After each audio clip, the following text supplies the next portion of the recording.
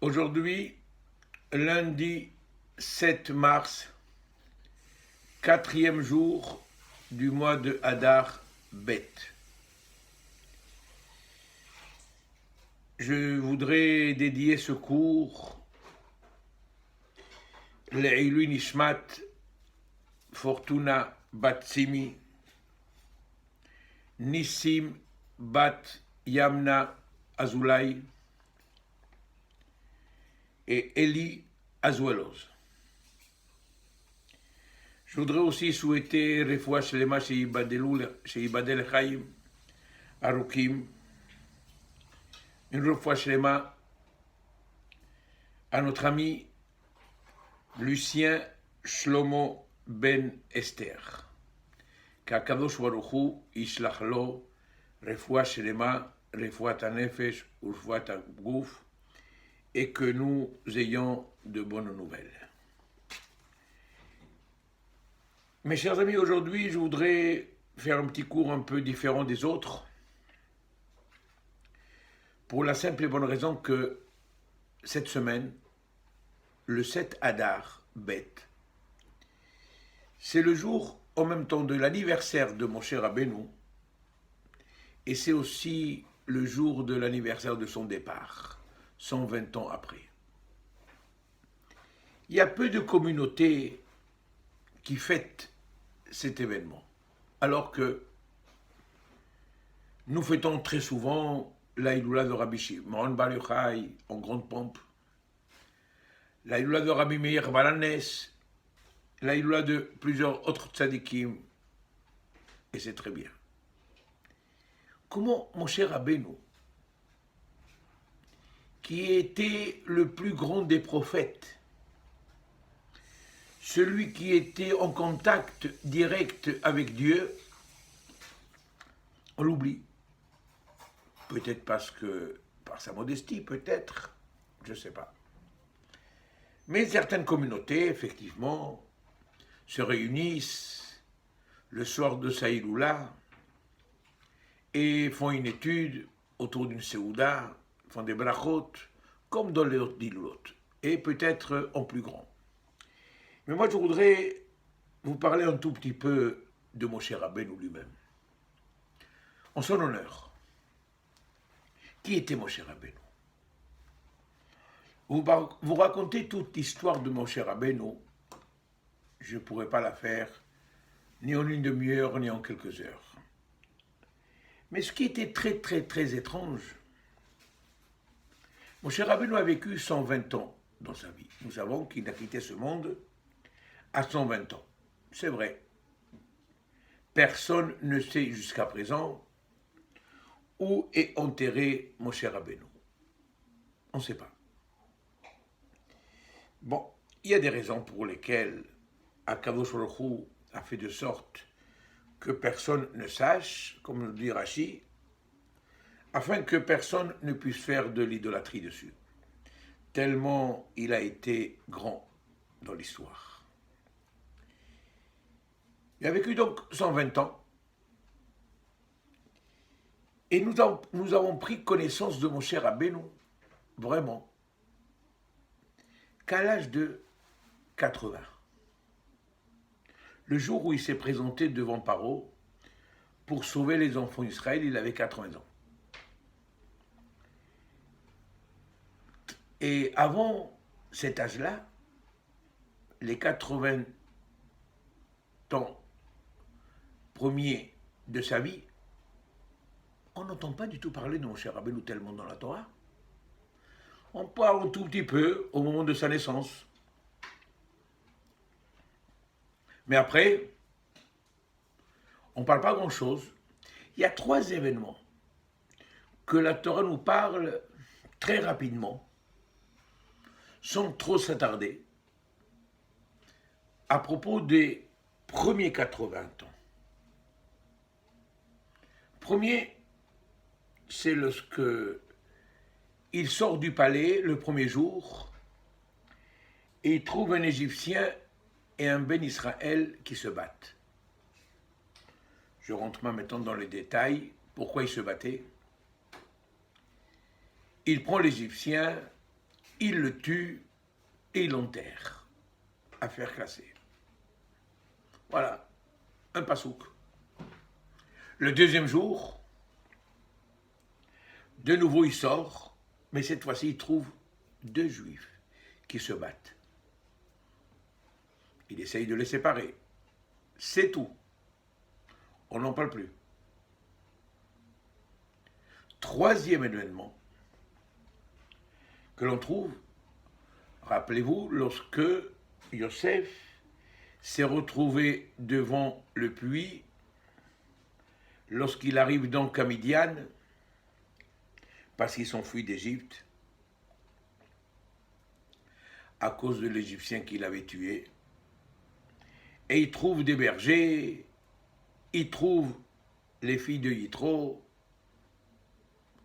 et il voit une injustice, et il essaye de protéger les filles de Yitro. On arrête là. Quelqu'un qui lit ces versets, ces 3 premiers versets, on dirait que mon cher Rabbeinu, chaque fois qu'il y a une bagarre, il est présent. Première fois, deuxième fois, troisième fois, les bagarres. Il est toujours présent au moment des bagarres. Eh bien non. C'est grâce à ces 3 sujets que je viens d'évoquer que Dieu l'a choisi comme responsable communautaire, comme dirigeant communautaire, comme grand prophète. Mais qu'est-ce qu'il a fait de si spécial? La première fois, la deuxième fois, la troisième fois. La première fois, mon cher Rabbeinu, il a vu une bagarre entre un juif et un égyptien, il ne l'a pas accepté. Il ne l'a pas avalé. Il a vu une injustice. Il ne peut pas supporter d'injustice. Moshe, depuis sa naissance, il a été en tout émet. Vrai. Vis-à-vis de Dieu et vis-à-vis des hommes. Même s'il va mettre sa vie en danger, il tue l'Égyptien. Peu importe les conséquences, il n'aime pas l'injustice. La deuxième fois, c'est exactement pareil. Il n'aime pas l'injustice. Mais cette fois-ci, il n'agit pas avec une violence comme la première fois, il essaye de les séparer. Et il s'adresse aussi aux mauvais. La troisième fois, aussi, il n'accepte pas l'injustice. Qu'on vienne vraiment se débarrasser des filles de Paro devant ce puits. Et il agit aussi comme il se devait. Parce que Moshe est émet. Moshe est honnête avec lui-même et avec les autres. Akadosh, lorsqu'il a vu un homme dans l'histoire qu'il est prêt à mettre sa vie en danger, qu'il est prêt à mourir, qu'il est prêt pour se donner aux autres, eh bien, c'est lui qu'il me faut. C'est lui qu'il me faut pour sauver les enfants d'Israël. Maintenant, il y a une question qui se pose, et celle-ci est très importante. Comme je vous ai dit, jusqu'à 80 ans, Moshe, on n'a pas entendu parler de lui, pratiquement. En dehors de ces 3 événements que je viens de vous citer. Mais d'où il a acquis, Moshe, cette honnêteté? D'où il a acquis ceci? Dans quelle école il était? Eh bien, mes chers amis, tout dépend de l'éducation que nous avons. S'il a acquis cette honnêteté, cette Messirut Nefesh, cette abnégation totale et cet amour pour les autres, parce que c'est extraordinaire. celui qui a sauvé Moshe Rabbeinu, c'était la fille de Paro. Parce qu'elle aussi ne pouvait pas supporter d'injustice, ne pouvait pas voir, entendre un enfant qui n'a fait de mal à personne soit jeté dans le Nil et qu'il soit noyé et qu'il soit tué. Elle aussi ne pouvait pas supporter de l'injustice. Elle aussi, elle était honnête. Alors, elle a transmis ce que l'on transmet aux autres, on l'acquiert automatiquement. Moshe Rabbeinu, il a acquis, au moment où la fille de Paro Bitia l'a sauvée, en faisant Messirut Nefesh, en étant honnête avec elle-même et avec les autres, en mettant sa vie en danger, parce que son père avait décrété de tuer les enfants, et elle savait qu'elle a mis sa vie en danger. Mon cher Rabbeinu, au moment où il a été sauvé, il a acquis ses qualités de la part de Bitia. C'est extraordinaire comment est-ce qu'on peut transmettre aux autres en agissant avec les autres de cette façon. La preuve, elle en est, et que Moshe Rabbeinu, il a gardé ce nom de Moshe. Vous savez combien de noms avait Moshe Rabbeinu dans l'histoire? Pour ceux qui ne savent pas, Moshe Rabbeinu avait 10 noms. Je vais vous les donner comme ça, et chacun des noms a une explication. Mais je ne vais pas m'attarder. On l'appelait Chaver, Yered, Koutiel, Avigdor, Avisocho, Avizanouach, Yeter, Chovav. Mais le seul nom, le seul prénom que la Torah, que Akadosh Baruch Hu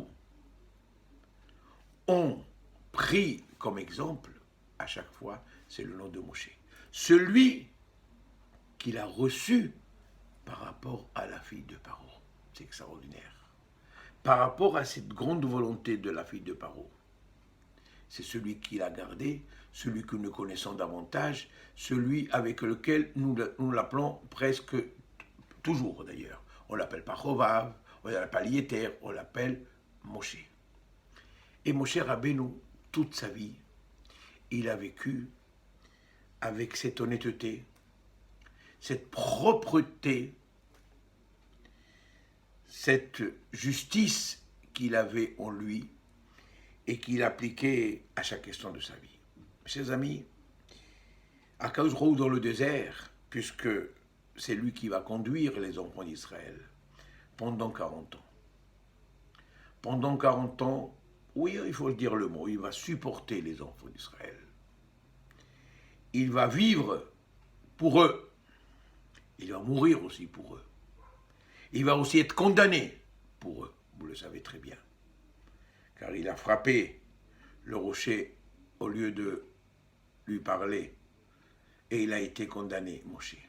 Moshe, chaque fois, il était présent pour prier pour le salut de tous les enfants d'Israël. Ils passaient tous avant lui.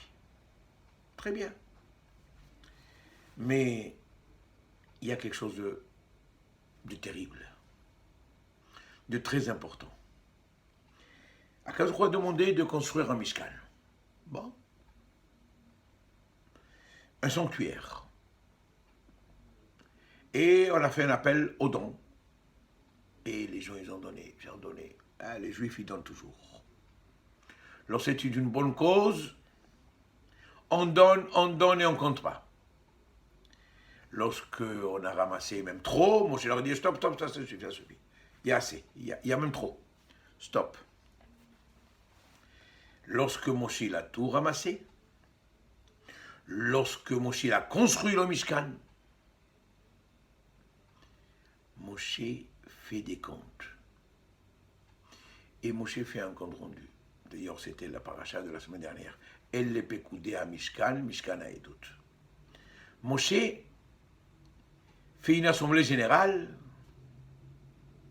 et demande au trésorier, non lui-même, qui était lui-même, et dit exactement à chacun, voilà ce que j'ai fait, ce que tu as donné toi,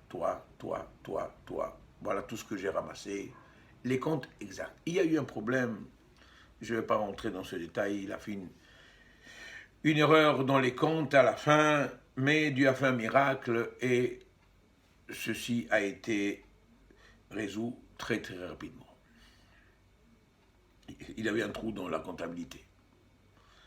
Mais les enfants d'Israël savaient très bien qui était Moshe Rabbeinu. Le seul qui, en sortant d'Égypte, n'a absolument rien pris. Alors que tous les enfants d'Israël, en sortant d'Égypte, ils étaient tous occupés à chercher l'or, l'argent, parce qu'eux, ils devaient sortir avec les richesses. Moshe n'est pas sorti avec aucune richesse d'Égypte. Il est sorti avec Aaron, chez Yosef, avec le cercueil de Yosef. Moshe avait promis de prendre avec lui Aaron et Yosef. Là-dessus, il n'a jamais pris quoi que ce soit à quiconque. Moshe Rabbeinu. Bon, et pourtant, je peux vous dire que Moshe Rabbeinu était très, très, très, très riche. À vous d'essayer de savoir d'où il a acquis cette richesse, Moshe Rabbeinu. Alors, il y a ceux qui, malheureusement, il y a des langues qui parlent. Le Midrash, il y a le Kut Shimoni nous dit que lorsque Moshe sortait du Mishkan, il y avait deux catégories de personnes. Il y a ceux qui disaient, oh, c'est extraordinaire ce monsieur. Il rentre, il sort au Mishkan, il parle quand il le souhaite avec Dieu. Oh, c'est quelqu'un d'extraordinaire.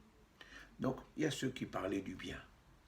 Mais malheureusement, il y a ceux qui parlaient du mal de Moshe Rabbeinu. Oui, vous voyez, il s'est enrichi, ce monsieur. Mais il s'est enrichi sur le dos des enfants d'Israël. Avec l'argent qu'il a ramassé, voilà la belle voiture qu'il vient de s'acheter. Grâce à l'argent qu'il a ramassé pour le Mishkan. Il y avait donc des moqueurs, oui. Et les moqueurs sont très, très, très dangereux. Et Moshe Rabbeinu sait très bien une chose, que Dieu a témoigné sur Moshe Rabbeinu en disant dans la paracha de Béalotra, Bechol beti ne'emanhu. Parmi tous les gens au monde, parmi toute ma maison, le seul et le plus fidèle que j'ai connu, c'est Moshe Rabbeinu. Akadosh Baruch Hu, il a témoigné de l'honnêteté de Moshe Rabbeinu, de la propreté de Moshe Rabbeinu. Il n'a jamais sali ses mains en prenant quoi que ce soit qui ne lui appartenait pas. Moshe Rabbeinu sait très bien que Dieu sait qu'il est honnête. Et quand même, Moshe Rabbeinu fait des comptes. Car il y a un verset qui dit Vihitem nekiyim, mais Hachem ou Israël. On doit être propre. Mais vis-à-vis de Dieu et aussi vis-à-vis des hommes. Si Dieu connaît toutes mes intentions, c'est très bien. Mais je veux que les hommes aussi le sachent. Parce que il y a des gens qui parlent. Alors c'est la raison pour laquelle Moshe a fait ses comptes. Mais il y a une grande question qui se pose. Il y a dans une autre situation, pas lui, Moshe Rabbeinu cette fois-ci, quelqu'un d'autre, Aaron, son frère. Il a ramassé de l'or pour la construction du veau d'or. Et tout le monde a donné. Mais cette fois-ci, on n'a jamais vu que l'on a fait des comptes. Ce qu'on a ramassé, c'est très bien.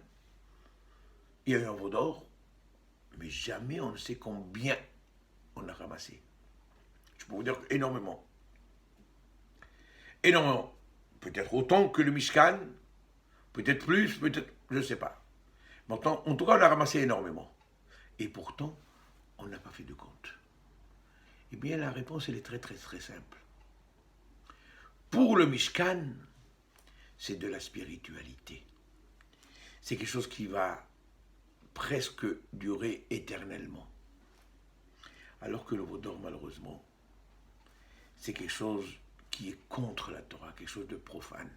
Pour quelque chose de profane, on ne s'intéresse même pas. On veut savoir ce que l'on fait avec notre argent lorsqu'il s'agit de quelque chose de spirituel. Parce que je sais que je peux faire de grandes choses avec mon argent pour tout ce qui est spirituel. Donc on voit à travers toutes ces différentes péripéties combien mon cher Rabbeinu a été toute sa vie honnête. Et c'est la raison pour laquelle Chacham, un homme sage, Yikar mitzvot, il ne prend que des mitzvot avec lui. C'est pourquoi que mon cher Rabbeinu, qui était Chacham, qui a toujours été, en sortant d'Égypte, il s'est occupé du Aaron de Yosef, et pas de l'argent comme l'ont fait les enfants d'Israël. Et à travers tout le désert, pendant les 40 ans qu'il a dirigé la communauté, qui n'était pas du tout facile, il a toujours été honnête. Et très honnête. Et lorsqu'on est honnête, on a la bénédiction divine. Mais mes chers amis, je crois que c'est une très grande leçon pour nous tous, surtout dans ces moments difficiles, d'être honnête. D'être honnête avec nous-mêmes, d'être honnête avec Dieu et d'être honnête aussi avec les hommes. On ne peut pas avoir une double face dans la vie. Vous savez, le Aaron HaKodesh, l'arche sainte, où étaient entreposées les tables de la loi, l'Uchot Abrit, cette arche sainte était recouverte d'or. Mais elle était recouverte d'or à l'intérieur et aussi à l'extérieur. Un homme, un juif, ne peut pas vivre, je dirais, sa Torah à l'intérieur, à la synagogue, chez lui à la maison, et oublier ses devoirs à l'extérieur. Non, on doit être parfait, on doit être honnête avec soi-même. Comment? En étant toujours les mêmes et dans toutes les situations. Eh bien, apprenons de mon cher Rabbeinu et que son route, son mérite, nous accompagne, nous aide. Et de la même façon qu'il nous a libérés, mon cher Rabbeinu, de l'esclavage d'Égypte, puisse Hachem nous aider à nous tous et nous aider surtout à sortir de cet esclavage dans lequel nous trouvons et qu'il y ait, je dirais, et avec vous tous, en ayant une pensée sans rentrer dans les détails ni dans la politique, pour tous ceux qui aujourd'hui souffrent, juifs et non-juifs, à travers le monde et dans cette partie du monde en Ukraine, à travers donc cette guerre qui vient d'éclater, qu'Akadosh Hu les aide et qu'il y ait la paix dans le monde. Shabbat Shalom à vous tous.